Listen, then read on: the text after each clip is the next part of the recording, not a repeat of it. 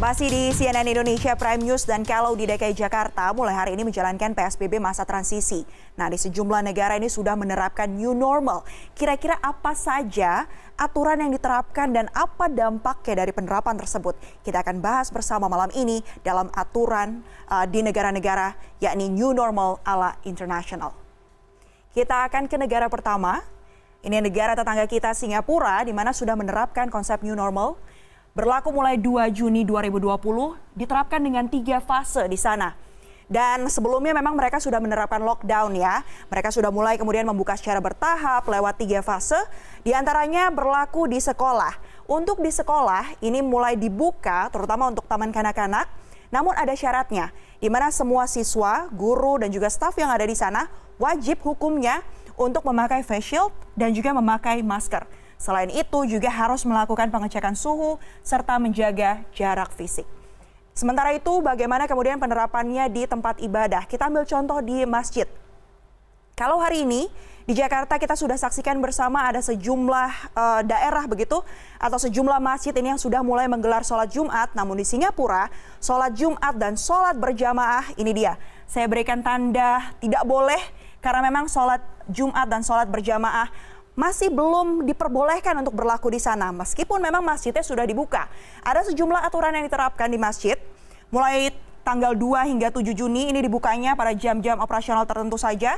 Pukul 1 siang hingga 6 sore waktu Singapura. Dan nantinya mulai 8 Juni baru akan dibuka penuh.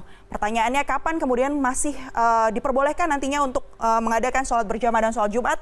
Hal ini belum diterapkan atau belum diputuskan oleh pemerintah Singapura. Selanjutnya kita ke negara lainnya.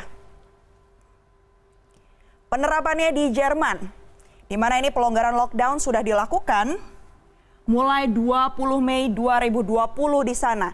Sekolah ini sudah dibuka secara bertahap, tepatnya mulai 4 Mei 2020.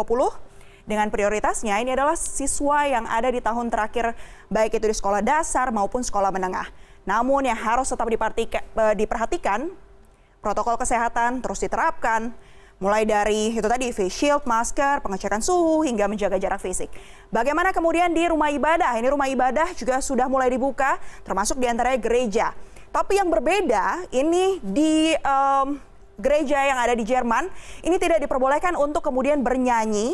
Tidak boleh ini ada jemaat yang begitu nanti kemudian bernyanyi, tidak boleh ada kontak fisik, termasuk diantaranya tidak boleh juga berjabat tangan untuk saat berada di dalam gereja. Kapasitas juga dibatasi, artinya hanya 50% dari kapasitas gereja tersebut. Dan jika memang harus ada kerumunan atau acara yang kemudian membuat adanya kerumunan, ini dibatasi maksimal hanya 10 orang saja. Selain itu, pemerintah Jerman ini juga mulai mencabut larangan perjalanan ke negara-negara Eropa yang akan mulai berlangsung pada 15 Juni 2020. Hasilnya apa dari lockdown yang sudah dilakukan di Jerman?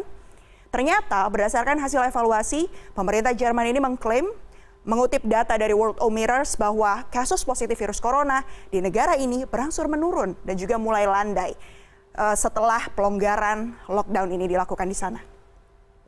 Kalau di Jerman setelah dilonggarkan lockdown-nya mulai landai angka positifnya. Tapi berbeda dengan negara yang satu ini. Di Korea Selatan, new normal ini diberlakukan mulai 6 Mei 2020. Sistemnya seperti apa? Sekolah SMA sudah mulai dibuka pada 20 Mei 2020. SMA sudah mulai dibuka. Dengan penerapan ini yang tadi saya sampaikan, pada dasarnya sama, protokol kesehatan dijalankan di sana. Dan kegiatan di gereja juga sudah mulai dibuka dengan menerapkan protokol kesehatan.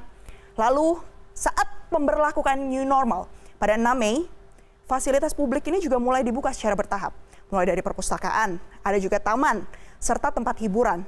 Tapi ternyata meskipun dinilai sebagai negara yang tingkat kedisiplinannya tinggi, pasca pelonggaran lockdown dan penerapan new normal, ternyata faktanya kasus positif di Korea Selatan ini justru meningkat drastis.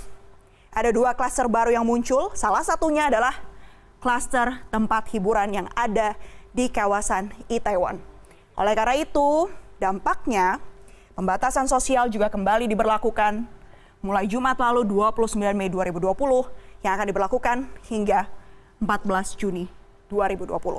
Yang pasti dari rangkuman tadi kita bisa sama-sama menyimpulkan pemerintah memang berperan besar dalam mengatur regulasi dengan tegas bagi warganya. Namun yang harus diingat, kita sebagai warga juga tidak boleh lengah, harus terus menerapkan protokol kesehatan, terutama bagi Anda warga DKI Jakarta dan warga lainnya pada masa transisi ini. Jangan sampai kita lengah hingga akhirnya menyebabkan ledakan kasus baru yang justru kita khawatirkan jangan sampai terjadi di Indonesia.